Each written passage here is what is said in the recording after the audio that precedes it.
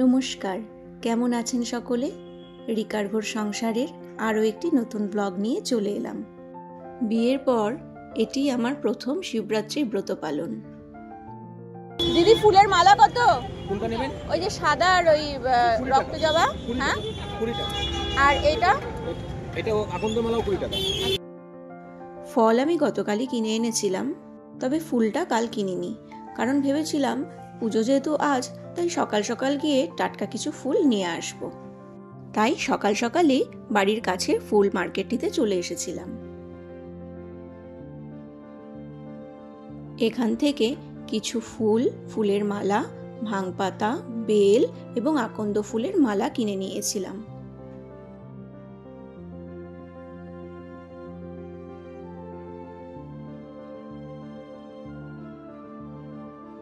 কেনাকাটি সেরে বাড়ি ফেরার পথে দেখতে পেলাম শিব পার্বতীর কিছু মূর্তি বিক্রি হচ্ছে এক জায়গায়। যাদের বাড়ির নিয়ম রয়েছে যে মূর্তি দিয়ে পুজো হয়, অথবা যারা একটু বড় করে পুজোর আয়োজন করে, তারাই এই মূর্তি কিনে নিয়ে বাড়িতে পুজো করে থাকেন। কি অপূর্ব সুন্দর লাগছে না শিব পার্বতী যুগলটি। আজ সকাল থেকেই আমি উপোস ছিলাম। সকাল সকাল চতুর্দশী লেগে যাওয়াতে অনেকেই সকালের দিকে অথবা দুপুরের দিকেই শিবের মাথায় জল ঢেলে ফেলেছে, অনেকে আবার প্রত্যেক প্রহরে প্রহরে জল ঢালবে। তবে আমি সারাদিন উপোস থাকার পর ওই সন্ধে নাগাদ জল ঢেলে উপোসটা ভাঙবো, এটাই ঠিক করেছিলাম। আর পুজোর জন্য একটু আলতা পরে নিচ্ছিলাম। এই যে আলতা পরার শেষে হাতে একটুখানি আলতা ছুঁয়ে নেওয়া, সেটা আমি আমার মায়ের থেকে শিখেছি। মা বলে যাদের ভাই থাকে তাদের নাকি এটি করতে হয়। আমার যদিও নিজের ভাই নেই, মামাতো ভাই রয়েছে। বোনও আজ শাড়ি পরেছে, ওরও হয়ে গেছে, ও পুরোপুরি রেডি। এবারে আমি আর বোন একসাথেই পুজো দেব।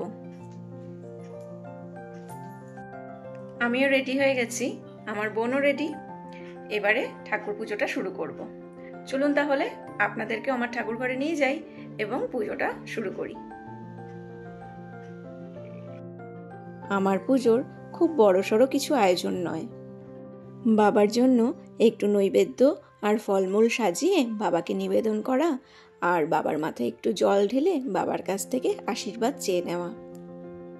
ভেবেই রেখেছিলাম সকালে উঠে ঠাকুর ঘরে এসে নৈবেদ্যর জন্য যে সাবুটা প্রয়োজন সেটা ভিজিয়ে দেব, কিন্তু নানান কাজের তালে একদম ভুলে গিয়েছিলাম।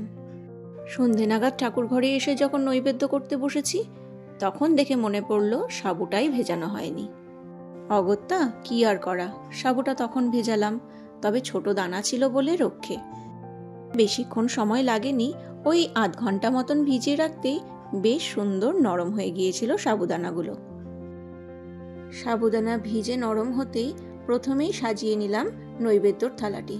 তাতে দিলাম কিছু ফল, মিষ্টি আর বাতাসা।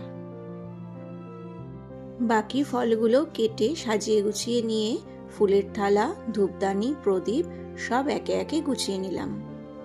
সত্যি বলতে বিয়ের আগে কখনোই নিয়ম করে প্রত্যেক বছর আমি শিবরাত্রি পালন করিনি, মাঝে ওই হাতে গুনে কবার করেছি।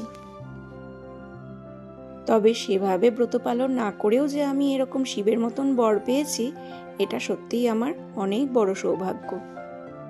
আর তাই ঠাকুরের কাছে আমার একটাই প্রার্থনা, এভাবেই যেন আমার শাঁখা সিঁদুর আজীবন অক্ষয় হয়ে থাকে।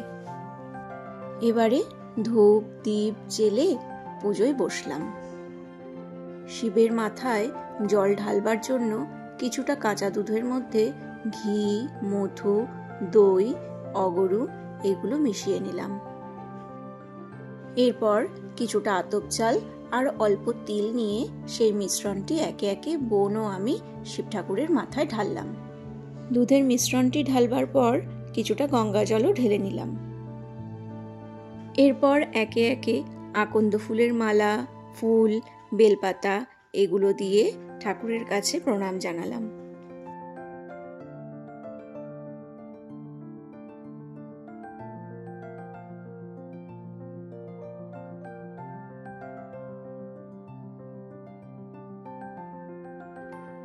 ঠাকুর ঘরে প্রদীপ তো রোজই জ্বালাই, কিন্তু আজ যেন ঠাকুর ঘরের প্রদীপের আলোটি চারিদিক একটু বেশি আলোকিত করে রেখেছে। আর সাথে ধূপধুনোর গন্ধ চারিদিকে যেন এক আলাদাই অনুভূতি জাগাচ্ছে। রেগুলারের পুজো ছাড়াও বাড়িতে কোনো পুজো আর্চা হলে চারিদিকের পরিবেশটাই একটা কি সুন্দর হয়ে ওঠে, তাই না বলুন? কিছু ফুল বেলপাতা বোনের হাতে গুজে দিয়ে কিছুটা নিজের হাতে নিয়ে শুরু করলাম শিবরাত্রির ব্রতকথার পাঠ। ব্রতপাঠ শেষে শঙ্খ বাজিয়ে পুজো আমাদের সম্পন্ন হলো। এখন অল্প সময় ঠাকুর ঘরের দরজা বন্ধ থাকবে, তারপর ঠাকুরের প্রসাদ তুলে সবাইকে দেওয়া হবে। আজ পুজো শেষ হওয়ার পর বাড়ির সকল আপনজনদেরকে নিয়ে একটা সুন্দর আড্ডার আসর বসেছিল। আজকের আড্ডার আসরে ছিল আমার বোন, ওই যে আপনাদের হাত দেখাচ্ছে, আর ওই যে আমার ভাই, ও আপনাদেরকে হ্যালো বলছে, আমার বাবা, আমার বর,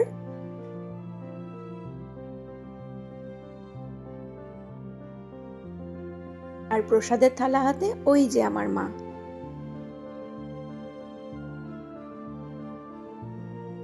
আজ সন্ধ্যের পর সবাই মিলে এক দারুণ জমাটি আড্ডা জমে উঠেছিল। কত গল্প, কত কথা, কত আলাপ আলোচনা চলছিল একের পর এক।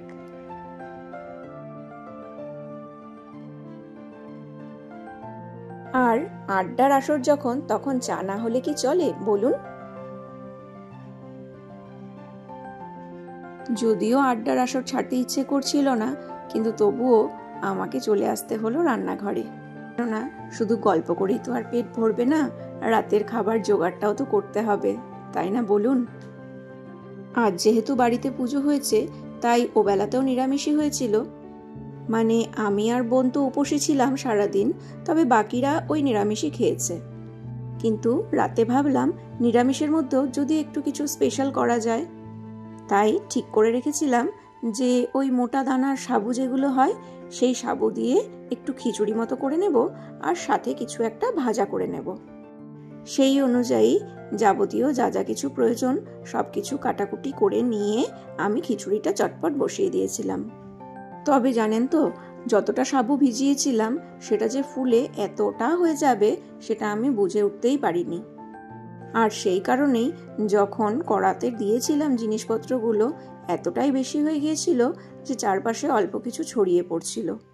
কিন্তু এই অসুবিধে সত্ত্বেও রান্নাটা যে দুভাগে করে নেব সেটাও আর ইচ্ছে হচ্ছিল না। সারাদিন উপোসের পর শরীর আর কত ধকল নেবে বলুন না। শুধু মনে হচ্ছিল রান্নাটা তাড়াতাড়ি সারতে পারলে বাঁচি।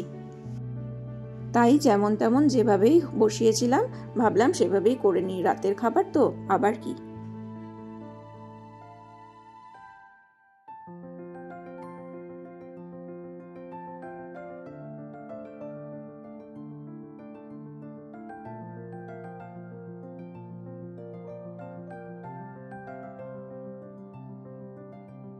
সাবুর খিচুড়ির সাথে ওই পাঁপড় ভাজা আর খেতে ইচ্ছে করছিল না। বাড়িতে বেশ কিছুটা ধনেপাতা ছিলই, তাই ভাবলাম ধনেপাতার পকোড়াই করে নিই কয়েকটা। ব্যাস, আমার আজকে রাতের ডিনার রেডি। এবারে খাওয়া পর্বটা মিটিয়ে নিই, বুঝলেন তো, শরীর আর দিচ্ছে না। আজকের ব্লগটাতে এখানেই ইতি টানছি। আপনারা খুব ভালো থাকবেন, সুস্থ থাকবেন। নমস্কার।